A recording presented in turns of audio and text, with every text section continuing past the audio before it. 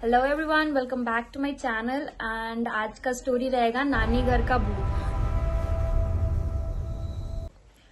Since मेरा नानी घर गाँव में है तो वहां पर मतलब बहुत ऐसे भूतिया इंसिडेंट्स होते रहते थे। तो हमारा मतलब नानी घर जाने का बेस्ट पार्ट यही होता था कि नानी घर जाएंगे, नानी भूत वाली कहानी बताएंगी। और ये सच में एक रियल स्टोरीज ही है जो कुछ नानी के साथ भी हुई है, कुछ मेरी मम्मी के साथ भी हुई है बचपन में, और ऐसे ऐसे करके बहुत सारी स्टोरीज हैं। तो मैं इस स्टोरी में पार्ट 1 में 2 स्टोरीज कवर करूंगी, पार्ट 2 में अगली 2 स्टोरीज कवर करूंगी। तो पहली 2 स्टोरीज इस तरह से है। हाँ, तो मेरी मम्मी बहुत छोटी थी, 7-8 साल की रही होंगी। तो वो बाग में ऐसे बच्चे नहीं खेलते रहते, टहलने जाते, तो हमारे यहाँ बाग है तो उसमें वो खेल रही थी, टहल रही थी। वहां पे एक बहुत बड़ा जामुन का पेड़ है। तो जामुन का पेड़ जैसे बहुत ऊंचाई पे होता है और 2 जुड़े हुए जामुन के पेड़ एक साथ ऐसे हैं हमारे यहाँ बाग में लगे हुए।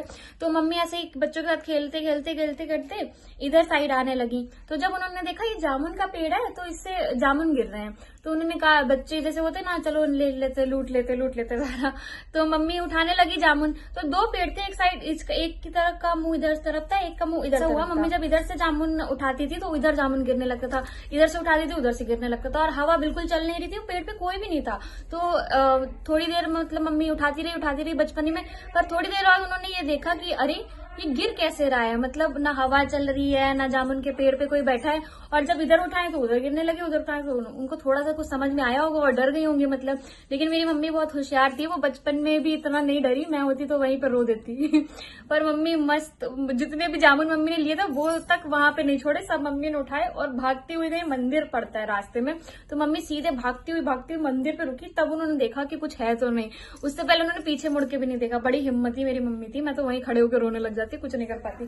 तो फिर ये मम्मी की कहानी थी जो मम्मी ने रियल घोस्ट एक्सपीरियंस नानी घर में किया, जो हमें सुनाती है मम्मी। इसके बाद नानी एक स्टोरी सुनाती है। तो कैसा नहीं होता था, सुबह के टाइम ना सारी गांव की औरतें बाग में पीछे, मतलब गांव तो बहुत बड़ा होता है ना, तो वहां पे बहुत खेत खलियान होते हैं। तो नानी लोग घूमने जाती थी सारी औरतें इकट्ठी होके। तो जैसे ही सुबह, मतलब वहां पे सुबह का कैसे पता चलता था कि मतलब दिन थोड़ा सा ऊंचा आता था या जानवर बोलने लगते थे। रात थोड़ा सुबह सुबह रात के टाइम ही लगता है ना, 4 बजे थोड़ा सा अंधेरा ही रहता है। वैसे सुबह का टाइम वैसे ही पता चलता था। तो मतलब चिड़िया विड़िया बोलने लगती थी। तो एक ऐसा हुआ कि चिड़िया थोड़ा सा आवाज करने लगी है, थोड़ा सा आवाज होने लगी, तो नानी की नींद खुल गई। नानी को लगा दिन हो गया है, तो नानी बाहर निकली तो एक औरत खड़ी हुई थी वहां पर। तो वो दोनों बोली चलो चलते हैं, टहल के आते हैं आगे तक। तो नानी बोली ठीक है अभी आ रहे हैं। नानी ने मतलब अपना घर का गेट वेट बंद किया और वहां पे टहलने चली गई। तो वो आगे पहुंच गए, थोड़ा आगे पहुंच गए, जहां तक नानी टहलने जाती थी वहां तक नॉर्मल वो लोग बात करते करते आगे पहुंच गए। अब नानी बोली चलो घर वापस चलते हैं। तो बोली नहीं, थोड़ी दूर और चल लेते हैं, अभी थोड़ा और टहल लेते। तो नानी कहा चलो कोई बात नहीं, ठीक है थोड़ी दूर और टहल लेंगे। तो फिर नानी चलती गई। फिर थोड़ी दूर बाद जब नानी बोले चलो अब वापस चलते हैं, तो बोले नहीं थोड़ी दूर और चल लेते हैं। तो नानी ने कहा ठीक है चल लेते हैं। ऐसे ऐसे करके वो बहुत दूर तक नानी को ले गई। फिर नानी सोचा कि मतलब ऐसा क्या है, दिन भी नहीं आ रहा है, इतनी देर से टहल रहा है, ना दिन उचक रहा है ना रोशनी हो रही है कुछ ज्यादा, और ये मतलब वो आगे आगे नानी को लिए चले। तो नानी ने बोला नहीं नहीं हम बस इतना ही टहलेंगे, अब हम जा रहे हैं। तो नानी ने उससे कुछ ज्यादा बात भी नहीं करी, नानी पीछे को चली गई। नानी को समझ आ गया कि हाँ ये तो कुछ गड़बड़ है। तो फिर एकदम से क्या हुआ, वो औरत एकदम से गायब हो गई और वहां पे एक पेड़ था जिसकी डाल चर से फट के ऐसे नीचे गिरी। अब नानी डर तो थोड़ा गई थी। उसके बाद नानी सीधे आई, घर पे रुकी, और फिर अगले दिन नानी को बुखार भी आ गया था।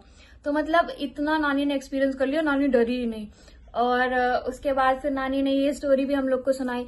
और एक बहुत ही मतलब जो पूरे गांव ने ऑब्जर्व करी थी रियल स्टोरी ऑफ गोस्ट ये थी कि एक बार एक औरत थी जो प्रेग्नेंट थी, तो उसकी एक बच्ची हुई और वो उसके मतलब 1 महीने बाद ही उसकी डेथ हो गई थी। उस बच्ची के होने के बाद वो औरत का भूत क्या करता था, मतलब जहां उसको जलाया गया था तो वो वहां से रोज रात में एक आवाज आती थी रोते हुए जो उसके घर तक जाती थी।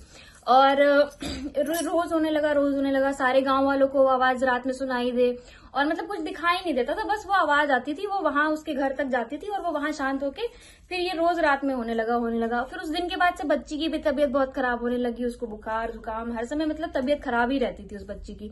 तो फिर उस बच्ची को वो लोग लेके गए, उसका इलाज कराते रहे। वो थोड़ी सी बड़ी हुई तो मतलब उसके पैर ऐसे टेढ़े हो गए थे, जैसे हम लोग के नॉर्मल ऐसे होते हैं, उसके पैर ऐसे टेढ़े हो गए थे धीरे धीरे।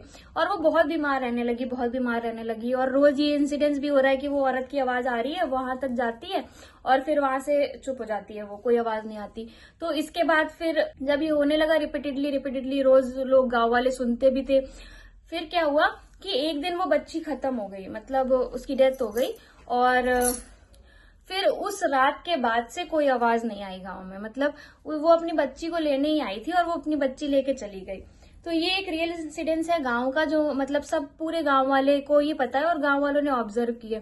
तो पहले के टाइम में ऐसा होता था, मतलब थोड़ा बहुत, तो मतलब जैसे लोग कहते हैं ना कि नहीं होता, तो ये रियल ऑब्जर्वेशन ऑफ घोस्ट थी, जो मतलब नानी ने उस टाइम में की या किसी ने भी की। ऐसे बहुत सारी स्टोरीज हैं नानी घर की, और बहुत सारी हैं जो मैं आपको आने वाले अगले पार्ट में सुनाऊंगी। टिल देन आज के लिए यही स्टोरीज काफी है। Take care, have fun, and please share, like, share, subscribe.